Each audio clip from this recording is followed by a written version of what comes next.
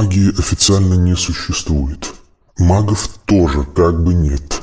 Официальная наука отрицает возможность влияния человеческого сознания на внешний мир. Официальная наука живет на официальную зарплату и обслуживает потребности государства. Все люди, называющие себя магами, общепринято являются обманщиками и шарлатанами. Есть система здравоохранения, медицина как наука, врачи. Все это для народа, для населения.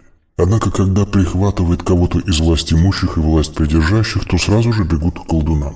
Если вдруг возникает политический кризис, то зовут гадалок и ищут боевых магов. То есть для народа существует одна картина мира, а для элиты другая.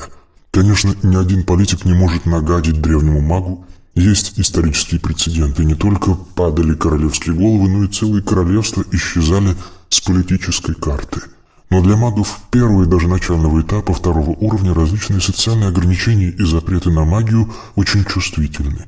Они все еще в салоне с пассажирами этого космического корабля, где только ленивый не обидит стюарда или стюардессу. Вот обидеть кого-то из офицеров, за это могут сразу же высадить за борт звездолета. Почему же сильные маги допускают подобное неуважение к магии? Дело в том, что такое положение дел их полностью устраивает. Наука должна развиваться сама, как и социум, и не ждать подарков от доброго дяди-волшебника. Маги предпочитают творить в тишине и издалека. Любые разговоры профанов о магии создают нежелательный ажиотаж, и магам только мешают. Что касается учеников, то маги отбирают их себе сами из числа тех, кто преодолел сложности. При этом социальные барьеры маги рассматривают в качестве некоего ценза, который желающим попасть в магию, эзотерическую традицию, надо преодолеть. Маг не должен быть болтливым и хвастливым. Он должен четко представлять себе свои реальные возможности. В магии есть некий принцип, лежащий в основе взаимоотношений молодого начинающего мага с социумом. Этот принцип всегда рассматривают на примере крокодила, живущего в озере. Пока крокодил маленький, он является вкусной и здоровой пищей для крупных рыб и других крокодилов побольше. В этот период он прячется в водорослях или закапывается в ил. Однако, когда он дорастает до определенных размеров, все обитатели озера являются его добычей. Поэтому молодому крокодилу, набирающему силу, надо сидеть тихо в ожидании момента, когда он сможет съесть всех своих врагов. Многие внезапные смерти, заболевания и катаклизмы связаны с тем, что обиженные крокодилы выросли.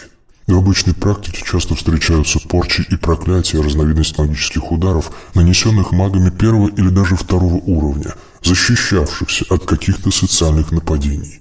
Есть традиция деревенской магии, восходящая к языческим верованиям. В тот период практически каждая деревня имела собственное божество-покровителя. У божества был свой жрец и некое святилище. В христианский период деревенскую церковь строили на месте языческого капища. Жрецы превратились в деревенских колдунов. Христианство объявило языческих богов адскими сущностями. Таким образом, бывшие жрецы оказались связанными с нечистой силой, силами зла. То есть стали пособниками и проводниками сил зла, колдунами или ведьмами. Если судить о жрецах в соответствии с индийской традицией, то жрецами могут стать только люди, принадлежащие к высшей касте – брахманы. То есть жречество было наследственной профессией. В деревне существовала семья жрецов. Таким образом, и деревенская магия оказалась наследственной профессией некоторых семей. Жрецы действовали в соответствии с определенными текстами. В ведической традиции есть одна из вет, описывающая работу жрецов.